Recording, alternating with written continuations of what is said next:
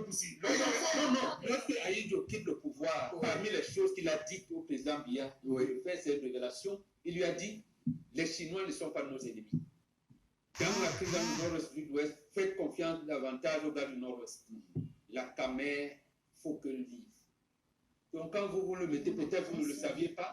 Donc moi, ça me revient à l'esprit. Oui. C'est pour ça qu'il faut que la Camer vive. Bon, ça c'est compris. Hein. Bon, maintenant, la question existentielle que j'aimerais qu'on se pose après cette séquence nostalgique, qu'est-ce qui s'est donc passé dans ce pays? À partir de quel moment on a commencé à dégringoler? À partir de quel moment le Cameroun est devenu, comme il est, un champ de ruines? À partir de 1983. Le président, en février 83, pour être bien vraiment dans les faits, le président Aïdjo est en bisbille avec son successeur constitutionnel, le président Paul Biya.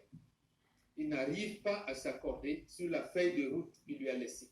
Le président Biya, apparemment, il ne prend pas encore l'air.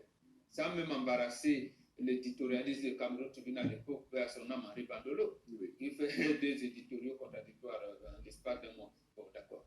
Donc, le président commence. Et Mitterrand, c'est que Aïdjo a laissé le livre de Paul Tega, dont je vous ai fait allusion tout à l'heure, Ouverture démocratique en Afrique noire, point d'interrogation. Le cas du Cameroun, on a remarqué qu'Aïdjo avait laissé 900 milliards dans un compte en Suisse. Je dis bien, lisez ce livre de Paul Tega, 900 milliards. Le libellé du compte, c'était présidence de la République du Cameroun. Donc, c'était un argent réservé pour les générations futures, on ne touche pas. Mitterrand voit cet argent, il estime qu'il faut dilapider cet argent. Et il fallait maintenant amener le Cameroun dans la banqueroute, puisque la France est toujours en crise. Mitterrand, donc voilà où commence. Et le président Paul Biya, on est obligé de le dire, il fabrique un coup d'État qui n'a jamais existé.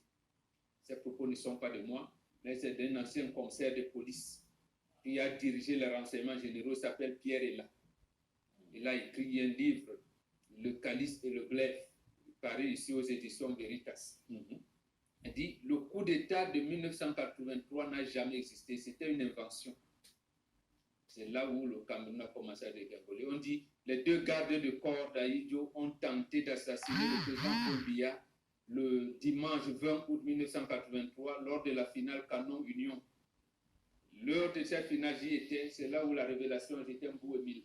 Malgré le paludisme qu'il a fait, il a quand même stoppé Théophile Abega. Mais bon, il est sorti. Le Canon a battu Union de Douala 3 buts à 2, alors que Union menait 2 buts à 0. Et ça, vous en attendez. Mais absolument. Le 22, le président fait un discours où il dit tentative d'assassinat. Tout le monde. C'est là où il crée les 10 provinces. C'était 7 provinces qui les portent à 10. Donc, dans la lecture du communiqué, on commence par l'extrême nord. C'est pour cette raison qu'on veut dire que l'extrême nord est la fille aînée du renouveau. Donc, en fait, c'est à ce moment où le chef de l'État a menti à son peuple. Et par rapport à cela, la dégringolade a continué. D'abord, le même mois d'août, 2 jours avant, samedi le 18 juin, il aménage un gouvernement, il enlève les 6 barons du régime. Samuel Bouaki devait donc nous porter l'agriculture à un niveau mécanique et industriel, il enlève, alors que les fonds étaient là.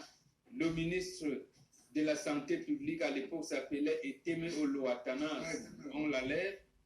Guillaume Boué était à l'information de la culture, on l'enlève. Amadou Moustapha, l'urbanisme et l'habitat, c'est lui qui est revenu là. On l'enlève. Aïssi Vodo, à l'administration territoriale, on l'enlève. Et Sadou Daoudou, forces armées. Donc, voilà, on enlève 6 barons du régime. Et malheureusement. Qui sont remplacés par des personnes qui, malheureusement, ne comprennent rien. Absolument. Donc, la crise s'installe et on bouffe cet argent, les 900 millions. Tu as oublié d'ajouter la fabrication des hommes d'affaires. Les hommes d'affaires qu'on a fabriqués, on a donné de l'argent. Les gars ont dit qu'ils pouvaient faire les affaires, on leur a donné de l'argent. À travers le FOGA. On a dilapidé l'argent avec des faux hommes d'affaires qui les gens n'avaient jamais fait. Est-ce que tout ça suffit à expliquer que le Cameroun soit pourtant un champ de ruines? Regardez Douala. Regardez les routes, comment il y a des trous partout. Mais regardez comment le pays est totalement également... Vous avez le sentiment que c'est un pays qui sort d'une guerre de 30 à 50 ans. Lorsqu'on déconstruit le sentiment patriotique, qu'est-ce qui reste? Rien du tout, c'est la débrouillardise. Regardez comment les motos vous assaillent de tout, les klaxons sont partout. Il n'y a pas un semblant d'ordre dans une ville comme Douala. Nos parents nous le disaient, le Cameroun est en train de dégringoler. Nous, on s'amusait, on ne savait pas ce qu'ils disaient. La douche municipale que vous voyez là, il y avait les carpes. Les gens venaient regarder les poissons. Ça vous semble... Oui. Les carpes, les poissons, la douche municipale, vous voyez, voilà. Oui. Donc, l'endroit que vous connaissez aujourd'hui, vous ne pouvez pas vous associer à il faut le dire, plusieurs fois. Eux a accompagné des étudiants qui venaient de la Guinée-Conakry, qui venaient du Sénégal, qui venaient... C'est comment je veux dire, monsieur, il faut se prosterner devant la mémoire de Douala. Mandabel, des héros, monsieur, il faut pousser. Ils quittaient parce qu'ils voulaient voir le pays. Le CUS, l'ECJ, le Polytechnique, INJS, l'école des travaux publics, tout ça, c'était des écoles internationales. Donc, qu'un Burkinabé ou un Zaïrois, un Gabonais lui disent que je suis de la promotion 79 de l'école nationale supérieure polytechnique, sachez qu'il a été. Et ces écoles-là, on avait également à côté une formation militaire. Donc, ils sortaient officiers de réserve, même à l'INJS. Donc, lorsque vous avez donc des enseignants dans les lycées, ils sont en catégorie A1 ou A2, il sait qu'il peut acheter sa voiture, il est un officier de réserve, vous avez le sentiment patriotique qui l'anime. Le professeur DPS que vous avez, il a fait une formation militaire. L'ingénieur de travaux publics, il a fait une formation militaire. Celui de l'homme de Maman Fouda, que vous voyez de la première position, ils ont fait des formations militaires, c'est des officiers de réserve. Il y en a plein. Donc, quand ils sortent là, même l'équipe nationale de football, les Roger Mila, vous allez vu, Sinkot Isaac et tout, ils faisaient des formations militaires pour avoir le sentiment national. Il y en a même un qu'on avait appelé Beretta Mungam Dagobert. Il est même resté dans l'armée pendant longtemps avant de démissionner par la suite. Donc, il y avait ce sentiment de construction nationale. Et puis, même, il y avait des colonies de vacances qui étaient organisées au niveau de l'administration où vous rassemblez les enfants, on les amenait à l'extrême nord. Ils allaient vivre dans les cases à obus, ils allaient dans la villa de Rebouba, ils allaient discuter, ils alors que c'était le président l'appelait province du Nord. On rassemblait tous ces enfants. L'enfant en revenant dit, je sais comment vivent les Babilékés, ils vivent sur les montagnes, je sais comment vivent les gens du Nord, ils vivent dans la savane, dans la paix. L'enfant vous racontait. Et lorsqu'il allait faire des devoirs, des très beaux devoirs, on avait du génie, monsieur Rifoposi. Aujourd'hui, le premier modèle que vous posez en Cameroun, je vais être Feynman. Comme qui? Comme Donatien Croyer. Comme qui? Comme peut-être parce qu'il a été reçu dans les plus hautes sphères. On a perdu. Malheureusement. Ballet national, on dansait.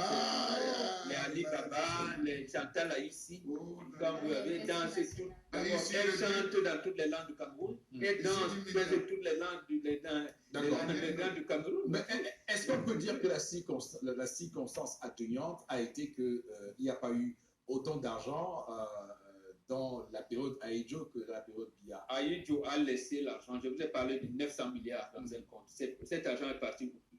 On ne sait pas. Le pétrole a continué à couler. D'abord, Samuel Boa nous a dit que l'axe lourd, l'angle national numéro 3, a été détourné. Donc ce projet n'est pas allé, devait avoir deux sens. Tout devait avoir deux sens. Donc ça veut dire qu'il y a eu plus d'argent. La preuve, lorsque le chef de l'État actuel lance le 14 août 1986, le 6e plan quinquennal, lui-même il dit qu'il a beaucoup d'argent. Il ne va pas au FMI. Que se passe-t-il alors? Il dit qu'il y a une crise. D'accord. En tout cas, c'est un Cameroun que nous avons aujourd'hui, que nous vivons aujourd'hui. C'est quand même assez compliqué de voir comment nous sommes autant tombés en disgrâce et comment on a tant reculé. Voilà. Donc, aujourd'hui, à savoir, on ne peut pas trouver les héros. On ne peut pas trouver 200 francs. Vous avez proposé le taxi 300, vous avez 500, on ne peut pas vous rembourser. D'accord.